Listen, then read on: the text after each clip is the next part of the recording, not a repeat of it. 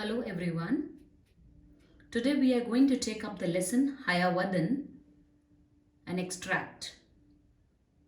Hayavadana is a play written by Girish Raghunath Karnad, popularly known as Girish Karnad. He lived from 1938 to 2019.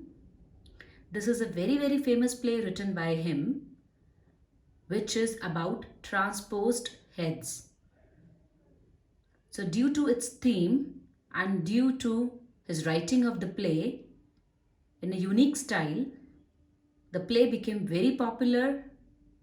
And to quote here, the point about a play is that it cannot simply be about its own time. It becomes timeless. It is applicable to all ages, probably to all times, and people can definitely relate the play to their own times in many ways because of the thematic concerns which are raised by Karnad in this play.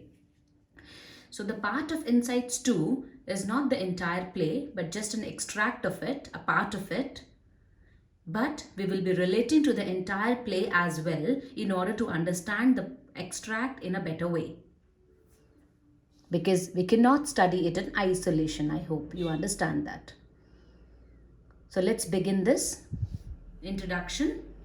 Hayavadana is a play based on Thomas Mann's 1940 novella, The Transposed Heads.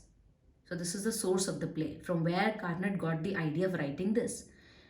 Thomas Mann's 1940 novella, The Transposed Heads, which itself reminds one of a tale from a Sanskrit text of 11th century E, namely Katha Sarita Sagara. So the question when it is that what are the main sources of writing Hayavadana, the play? One is Thomas Mann's novella and second is Katha Saritra Sagara. It is perhaps the first modern play to use a folk art form. The play articulates the story of two friends who are in love with the same woman and whose heads are accidentally interchanged. A comedy ending in tragedy. The layered narrative also relates the story of a man with a horse's head who seeks to become human. It is written in two acts, Act 1 and Act 2, with the characters of the Bhagavata providing commentary on the events unfolding the play. So as the play begins, there is a narrator called Bhagavata. He is the narrator of the play. He is narrating a play to the audience wherein he is talking about the story of these two actors who are in love with the same woman. So this is the introduction, that how the play will proceed. About the author. The late Girish Karnad was a renowned Kannada writer, playwright and poet whose versatility and creativity were exhibited through various multifarious platforms like acting, publishing, filmmaking, directing and comparison of television talk shows as well. And I'm very sure each one of you have definitely come across his screen in some form or the other, as an actor, as a director or as a person from the talk show somewhere. He wrote his critically acclaimed first play Yayati in Kannada, his adopted tongue, although he wanted to earn international fame by writing in English. His second play Tughlaq remained his best known play. The play Tughlaq is very popular and it is a story about King Tughlaq. He worked the 14th century King Tughlaq, I hope you remember. He worked as an actor and director with Madras players in English plays, and he donned the lead roles in Kannada version of Oedipus Rex. For his contributions to theatre, he was awarded the Padma Shri, one of the India's top civilian honours, in 1974. And 1992, the Indian government awarded him the Padma Bhushan, another of its highest honour, and for his contribution to arts. He was also awarded Jnanpith Award, which is India's highest literary honour, in 1999. So, his popularity, his versatility cannot be doubted. He is one among the best writers that we have ever seen. So this is about the author. Let's proceed. towards knowing the key facts about the play. The title is Hayavadana when written in 1971, where it was written in Madras, now called Chennai, published in 72. Literary period, it was called Theatre of Roots movement. Why Theatre of Roots movement? People wanted to go back to their roots in writings. That is, going back to, for example, Karnad is going back to his folkloric literature. Yorner, this is a play and this is a tragi-comedy. As I've already told you in introduction, it's a comedy which turns into a tragedy. Setting is the city of Dharmapura, a mythical past. City of Dharmapura where these people reside, the two friends and that lady whom they are in love with. Climax, that is, unable to reconcile his swapped heads and bodies, Devadatta and Kapila kill each other. So I'll introduce the characters to you in a while. Antagonist, human imperfections and incompleteness of mind and body is being highlighted here. Okay, here are the characters. Bhagavata is the storyteller, the narrator, the person who is managing and handling the stage and addressing to the audience in the beginning of the play. Devadatta, Kapila and Padmini. These are the three main characters of the story which Bhagavata is going to tell. Devadatta and Kapila are two friends, in fact very good friends, and both are opposite to each other in their looks, in their appearance, in everything, but yet they complement each other so well that they are very, very good friends. Padmini is the wife of Devadatta, but yet there is a triangle story which goes on, which we'll be relating to soon. Actor 1 and Actor 2 are the actors who are acting in the play, in Bhagavata's play, in Bhagavata's storytelling, which is meant for the audience. Hayavadan. Hayavadana now is the character with the horse head. He comes in the play during the time when Bhagavata is just about to begin the narration of the story of Devadatta, Kapila and Padmini. So you would find here very interestingly that Karnad has used a technique of plot within a plot. I will discuss with you later. So the main plot relates to Kapila, Padmini and Devadatta, and the subplot, second plot, relates to that character Hayavadana, who is with the horse head. Then there is doll 1 and doll 2. Those are the dolls who are meant for narrations, asides. Then is Kali and the child belonging to Padmini.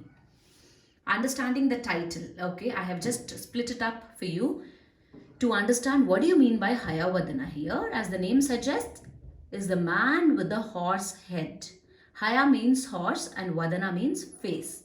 So his mother, a princess, had fallen in love. This is the story behind how that person got a horse head and a man's body. The character who will be seen in the play, Hayavadana, he has a face of a horse and a body of a man, a human being. How he got it? The story behind it relates that the mother, a princess, had fallen in love with a horse and have been impregnated by a stallion. Hayavadana is desperately seeking to get rid of this strange head now. When he stumbles onto the stage where the play about the transposed heads is to be performed. So I just told you, Bhagavata is to make a stage direction happen. And he is going to relate to the story of Kapila, Devadatta and Padmini. It is during that time only when he is addressing to the audience that we are going to begin the story of the transposed heads that suddenly Hayavadana drops on the stage. So this is how the two plots gets connected, the main plot and the subplot. The Bhagavata of the play then guides him to same temple of Kali where the characters also in the play will get their heads transposed. So when the horse comes to Bhagavata, Bhagavata is initially shocked, but later on he guides him how to solve his problem. So he sends him to the same Kali temple where where Devadatta and Kapila had got their heads transposed, the same place. So probably Goddess Kali can help you. This incident informs the core and is the introduction for the tale of transposed heads that will be following soon in the play. So when Hayavadana comes, we are introduced to this theme of transposed heads through the character Hayavadana, the man with the horse's head, and we come to follow that yes, this theme of transposed heads is going to come up in the story, in the play. Okay, this is also very important, use of plot within a plot. Carnot has also made use of plot and subplot or story within a story to highlight the conflict in the main plot. The main plot is of the story dealing with Devadatta, Kapila and Padmini. I've introduced the characters to you. Devadatta and Padmini are married. Kapila is a very good friend, and Kapila also likes Padmini and Padmini also likes Kapila. The narrator, Bhagavata, is about to narrate among the audience. This is the main plot. Now, the subplot comes from Hayavadana, the man with the horse head, and this deepens the significance of the main theme of incompleteness. So when your text begins, it also begins with the concept, with the theme of incompleteness. The personality of Hayavadana itself highlights the conflict between the body and the mind, which is supreme.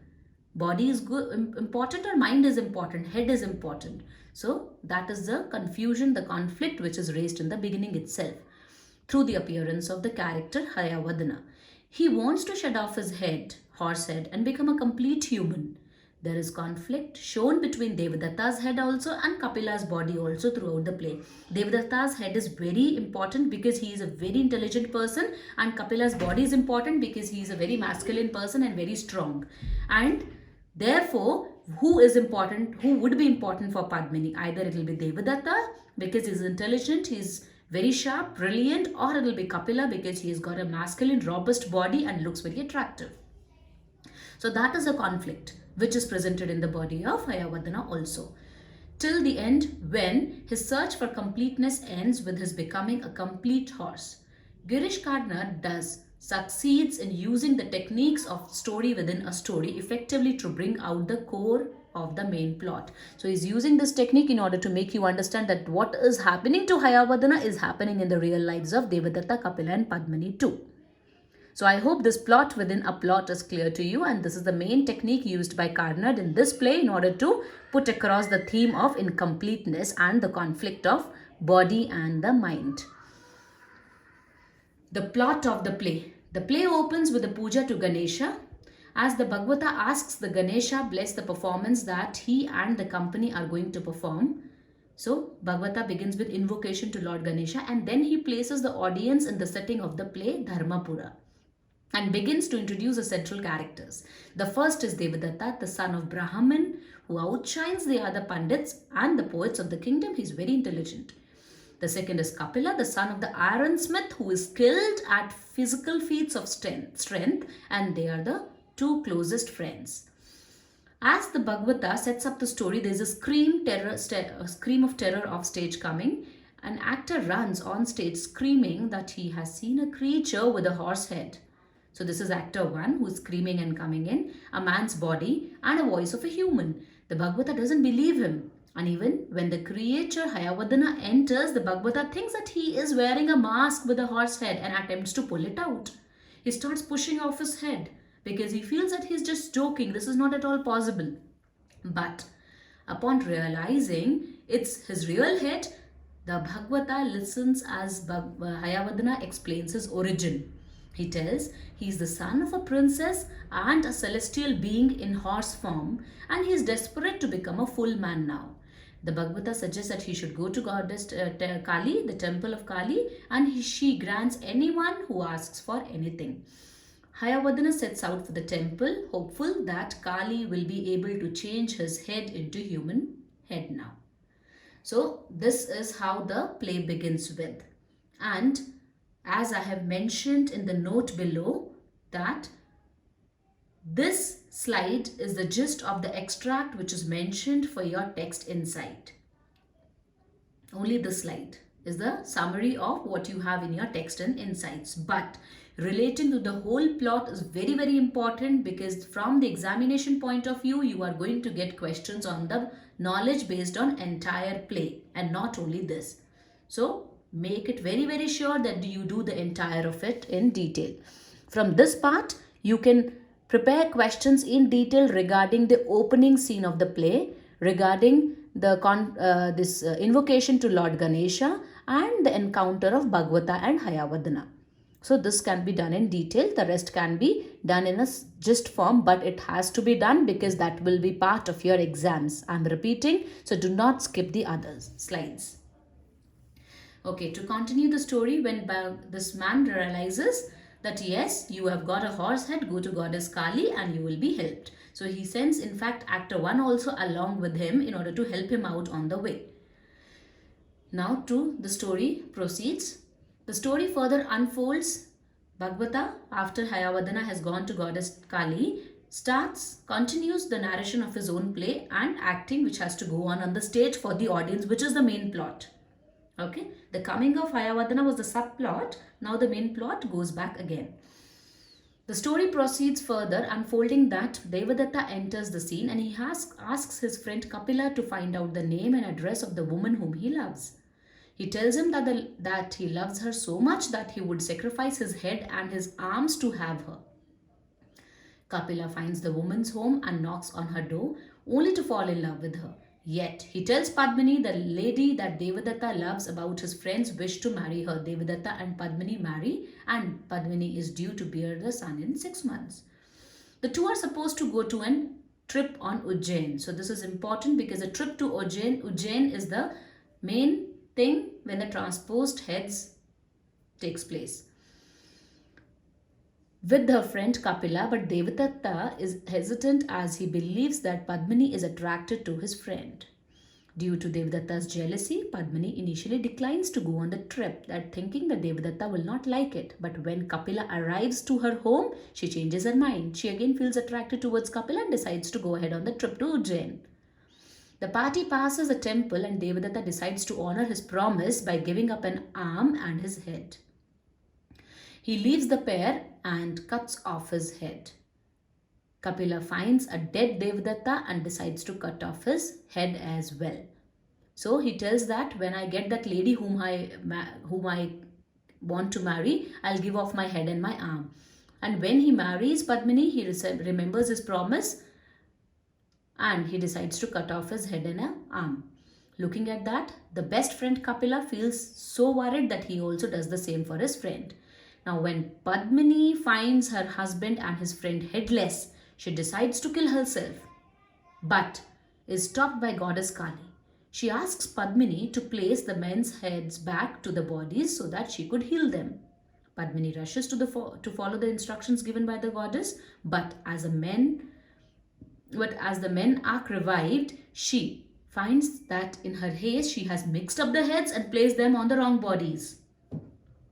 On returning home, the two men argue who is Padmini's husband now. Kapila's head claims that his body accepted her hand in marriage and created the child, therefore she is mine. Devadatta's head argues that the head is in charge of the body, so he claims that he is the husband of Padmini. Padmini chooses Devadatta's head. Why? Because it had the body of Kapila, what she was attracted to. She wanted the best bargain now. Soon after, Devadatta goes to the fair in Ujjain and purchases 2 dolls in preparation for the child's arrival. Padmini gives birth to the child and the child's doll narrates some of the actions in the household. Padmini is pleased with Devadatta's new body until it begins to look more and more like his old one. She picks fights with Devadatta and the dolls reveal that she secretly dreams of Kapila now. So when she was with the man who has the body of Kapila and the head of Devadatta, that person again slowly and gradually started changing the body with the head, because the head only rules the body probably. So Devadatta started changing the head and there was a problem that started taking up between the two, Devadatta and Padmini. On a trip to the forest with her son, Padmini comes upon Kapila living in the woods now. Kapila means the head of Kapila and the body of Devadatta. Devadatta's body has softened, but Kapila has regained his former strength now. Padmini tells Kapila that her son is also Kapila's son since her husband has his body. She points out that her son has a mole in the same place that Kapila does. Padmini stays in the woods with her for several days, and now Devadatta goes looking for Padmini because she has fought with Devadatta and finds her with Kapila. The two men fight and both die. Padmini plans to commit sati and instructs Bhagavata to take her son to the hunters. She asks him to tell them that her child is Kapila's son. She further asks him to take the child to Devadatta's father after 5 years and tell him that he is Devadatta's son. Meanwhile, Hayavadana comes onto the screen and as a complete horse. So this is a point where the main plot and the subplot is again joined back. The story of Padmini, Kapila and Devadatta is over and Hayavadana comes back with the body of a horse also now, completely. The transformation is due to goddess Kali, who changes him into a complete horse instead of complete human being. Padmini's son is also there and Bhagavata says that the boy does not speak or laugh. But on hearing the strange story, the boy laughs and sings along with Hayavadana, who wishes to have a horse's voice. Hayavadana's attempt to claim a horse's voice keeps the boy laughing. Eventually, Hayavadana laughs sounds like a horse's neigh. The Bhagavata concludes the story by marveling at the mercy of Ganesha, who has fulfilled the desires of Hayavadana and the young boy. That is to make them complete human and complete horse. He says that it is time to pray and Padmini, Devadatta and Kapila join in thanking the Lord for ensuring the completion and success of the play. So this was the plot of the play. This is an image of the two heads holded by Padmini, which she later on fixed up to the wrong bodies. The themes. The first and most important theme of the play is incompleteness. Incompleteness of oneself. That is, either you feel that something is lacking in you, something is not fully proper, something is not at all achievable, something or the other, imperfection is always existing. No man is perfect, no person is perfect. So that theme of incompleteness is highlighted by Karnad here in this play. The mind and the body, the conflict, as I've already mentioned, the conflict that which is superior, the mind is superior or the body is superior. If mind is superior, Devadatta represents that.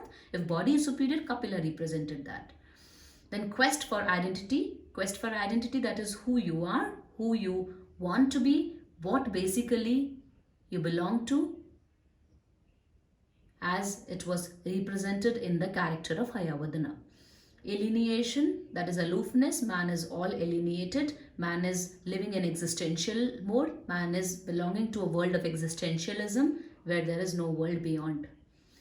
Absurdity of life, life is weird and absurd, just like the situation of Hayavadana with the horse head, all mixed up, body and mind. There is nothing sure, clear and proper. Next, tangled web of human relations as is seen in the triangle story of Padmini, Devadatta and Kapila. So these are some very, very important themes. You all please have to go through and write your notes on this. I have detailed one here for you. Theme of incompleteness. Divine level includes Ganesha.